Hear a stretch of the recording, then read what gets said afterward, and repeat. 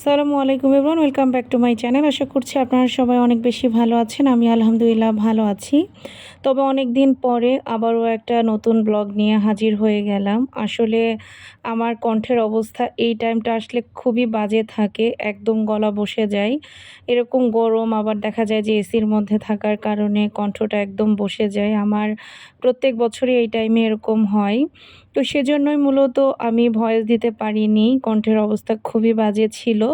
তো এখন তারপরেও মোটামুটি একটু ঠিক হয়েছে। আর আজকে আমরা যাচ্ছিলাম আমার ছোট মামার বাসায়। আমাদের সবার দাওয়াত ছিল। তো আমি আর জারিফ বাসা থেকে রেডি হয়ে চলে এসেছি জারিফের বাবার অফিসের নিচে। তো জারিফের বাবা অফিসের গ্যারেজ থেকে বাইকটা বের করে নিল। দেন আমরা মামার বাসার উদ্দেশ্যে রওনাও দিয়ে দিয়েছি। আর জারিফের বাবা আজকে অফিস থেকে 5টার পরে বের হয়েছিল। যেহেতু একটা জায়গায় দাওয়াতে যাব, তো দেখা যায় যে অফিস শেষ করে যেতে গেলে কিন্তু অনেক দেরি হয়ে যায়। আর যেহেতু দাওয়াতটা আমাদের রাতে ছিল, তো সেজন্য আমরা আসলে প্ল্যান করেছিলাম আগে থেকেই যে বিকেলের দিকেই বের হব। ভিডিওগুলো আপলোড করতে করতে বরাবরের মতো এবারও আমার দেরি হয়ে গেল। যদিও এবার ঈদের ভিডিওগুলো আমি একটু তাড়াতাড়ি আপলোড করে দিয়েছিলাম অন্যান্য বারের তুলনায়। আর আজকের ওয়েদারটাও মাশাআল্লাহ অনেক বেশি সুন্দর ছিল। হালকা মিষ্টি একটা বাতাস হচ্ছিল আর মেঘলা মেঘলা একটা ওয়েদার। এরকম ওয়েদারে বাইকে চড়তে অনেক বেশি ভালো লাগে। বিশেষ করে রোদের মধ্যে কিন্তু বাইক জার্নি করাটা অনেক বেশি কষ্টের। আর বিকেলের দিকে বা রাতে বাইকে খুবই ভালো লাগে। আর যদিও আজকে কোনো ছুটির দিন ছিল না, তারপরও মোটামুটি কিন্তু রাস্তা ফাঁকাই ছিল। মেবি আজকে শনিবার ছিল, আমার আসলে এই মুহূর্তে মনে নেই যে কী বার ছিল। তবে আমার কাছে মনে হচ্ছে যে শনিবার হতে পারে। আর ঈদের পরে এমনিতেও রাস্তাঘাট একটু ফাঁকাই থাকে।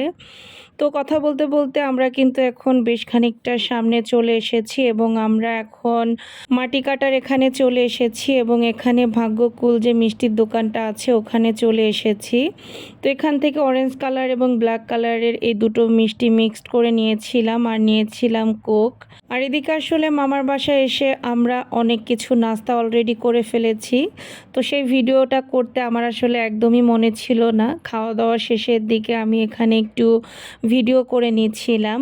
আর এদিকে মামার বাসায় এসেছি, তবে বর্তমানে মামা আসলে দেশে নাই, মামা দেশের বাহিরে আছে। তো মামাকে আমরা সবাই ভীষণ মিস করতেছিলাম।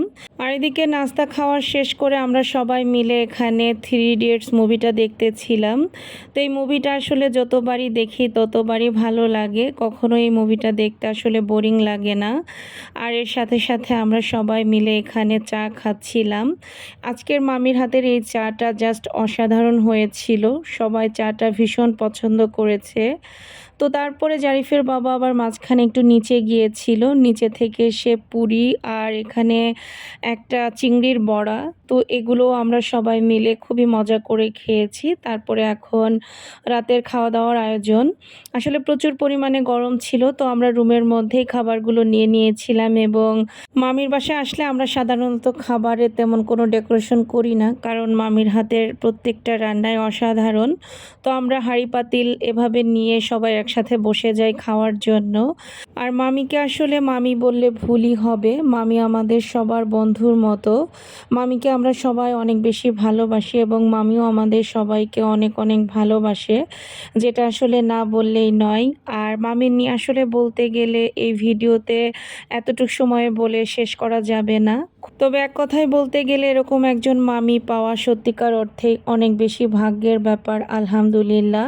আর মামি এখানে মোটামুটি অনেক কিছুই রান্না করেছিল, আমি সব কিছুই এক নজর করে দেখিয়ে দিয়েছি, ডিটেলস আর বললাম না। আশা করছি আপনারা দেখেই বুঝে নিতে পারবেন। আর খাওয়া দাওয়া শেষ করে আবারও গল্প আড্ডা শুরু হয়ে গিয়েছিল। এভাবে আসলে আমাদের আজকের আনন্দঘন মুহূর্তগুলো শেষ হয়ে যায়। তো আজকের ভিডিওটা আপনাদের কাছে কেমন লেগেছে অবশ্যই জানাতে ভুলবেন না। সবাই ভালো থাকবেন। আল্লাহ হাফেজ।